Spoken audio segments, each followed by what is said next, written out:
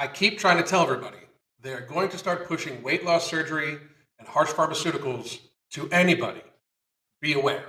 Damn day, no matter what your range is. If you ain't the lead dog, the scene never changes. Do what you gotta do to make a name, kid. Doc Holiday, bitch, I'll make you famous. My name is Alan Roberts. Thank you for tuning in. Please do share this video as well as all my other videos. Click the notification bell so you're getting notified when I release videos, no matter what video platform you're finding this on. I appreciate it very much. When you're done with that, check out the description box below or the pinned comment below or the bio, depending on what social media platform you are actually watching this on, for the link to our coaching where we talk to people via our app. We have weekly video conference calls with people to make adjustments. We focus on satiation, satisfaction, healthy activity that the person likes to do so they don't feel like they're on a diet and they don't feel like they're on some serious, crazy exercise regimen because, in fact, they're just changing their lifestyle to one that they like and can live with for the entirety of the rest of their life. If you've ever yo-yo dieted before, we can help you. Please check that out. Today, I wanted to talk about kind of an I told you so. A while back, I told everybody that they were going to start, meaning they, the healthcare industry, was going to start pushing weight loss surgery and harsh pharmaceutical drugs for weight loss that have very serious side effects at a crazy pace, and it has already started. One thing I did not actually predict, one thing I did not actually see or foresee coming, was how much the focus was going to be on children getting weight loss surgery. I thought we had kind of decided that weight loss surgery was for people that just kind of really needed to save their lives via the surgery in order to buy themselves time to get a hold of their actual lifestyle. Apparently not. Apparently the healthcare industry, of which I was a part of for over a decade as a healthcare executive, apparently their moral compass has just literally slid off of the desk, so to speak, because they don't care. They just want your money. And they are now targeting children for weight loss surgery. I was sent this link. It is from Children's Nation Weight Loss Surgery Bariatric Surgery Program. At Children's National Hospital, our bariatric surgery program performs weight loss procedures for children and adolescents and provides a range of support services to help your family achieve a healthier lifestyle. Childhood obesity is a complex condition that dramatically increases the risk of other serious health problems. Well, at least we're actually talking about how being obese is, in fact, bad for you. And trust on this, I do foresee this happening much, much more in the future. I really do think that they are going to kind of flip the script a little bit. Now that they have fattened the herd, they are going to want to cash in on the cash cows, so to speak. Such as diabetes, disability, heart disease, disability, just disability is now a chronic condition, heart disease, and mental health issues. If your child has tried different weight loss methods without success, bariatric weight loss surgery is a procedure that can help adolescents achieve better health when combined with lifestyle changes. So, just to point out, if your child has tried shit and you haven't helped them, you are a shitty ass parent. I'm just going to be there. If your child meets some of the criteria we're going to talk about here, you should really examine the fact whether you've done that to them. If your adolescent child is morbidly obese to the point where you're considering having a huge portion of their stomach cut out, the problem is you. You are, in fact, a parent that has allowed your child to eat themselves into either morbid obesity with a comorbidity or super morbid obesity.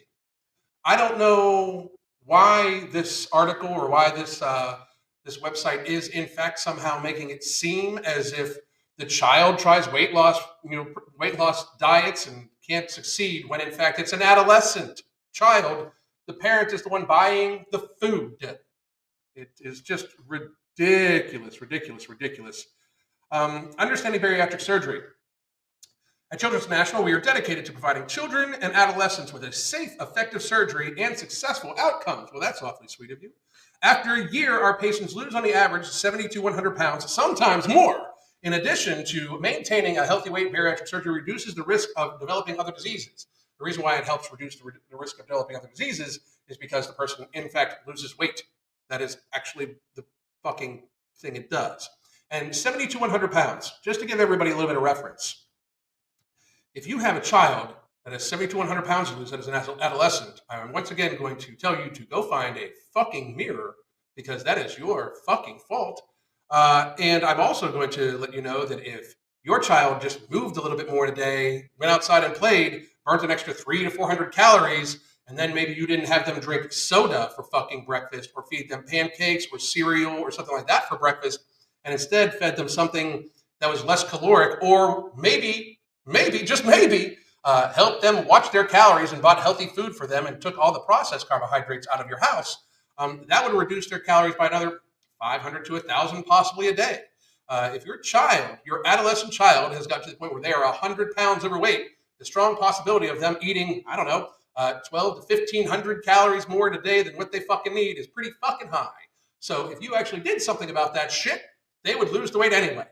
And you would actually be what we call parenting, which is close to hashtag adulting, and therefore your child would not be doomed to a life of either having a huge portion of their stomach cut out or developing type 2 diabetes and have their foot amputated by the time you're 25. They're 25, you know?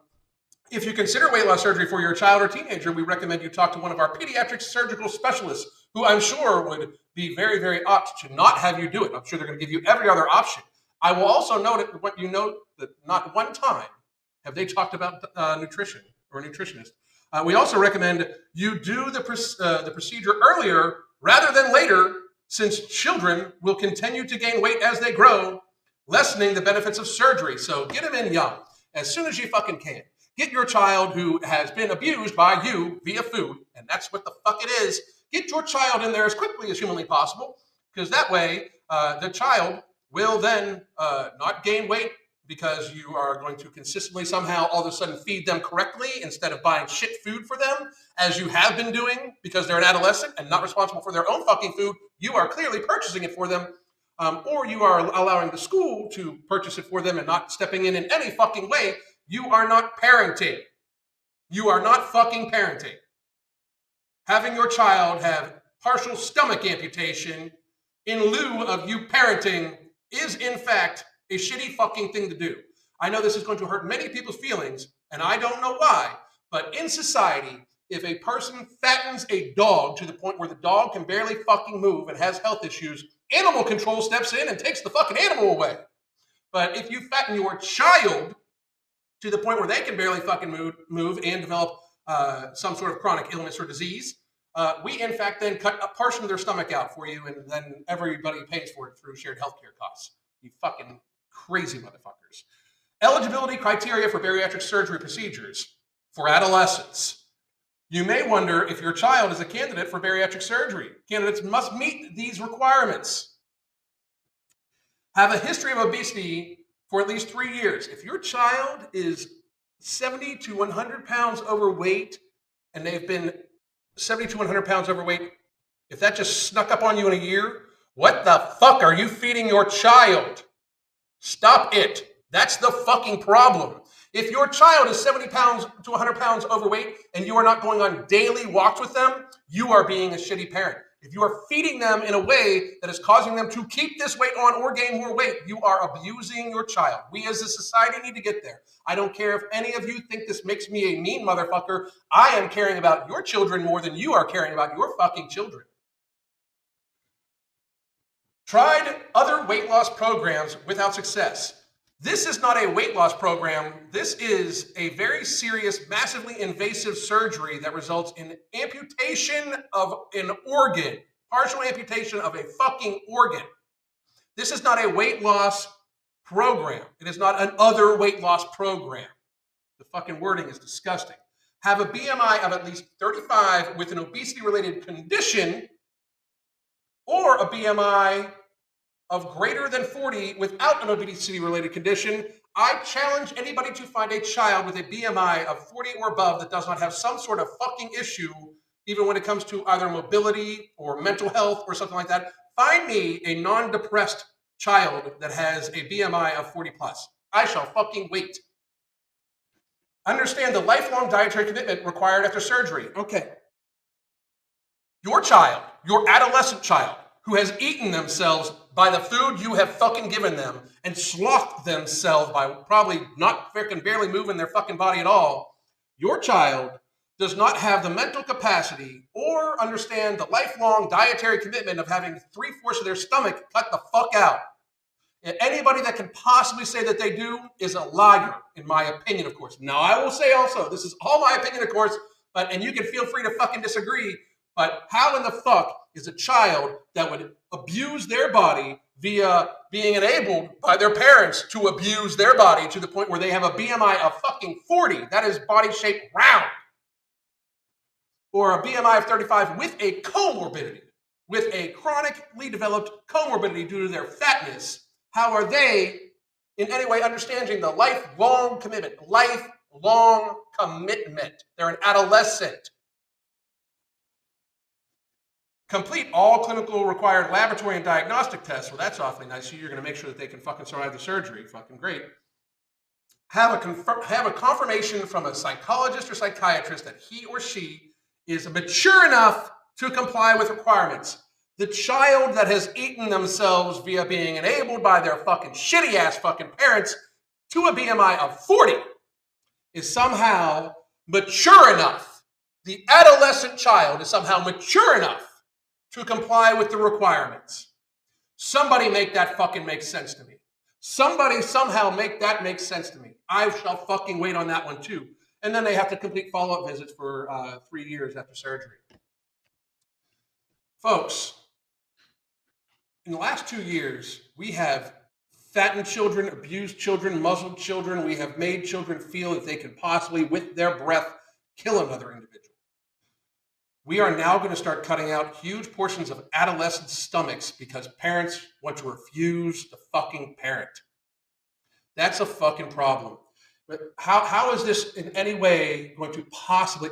This is not something where I'm perfectly fine now that I've had 3/4 stomach cut out, and I'm going to be fucking totally fine. And they're going to go back to the same unhealthy habits that they fucking had before.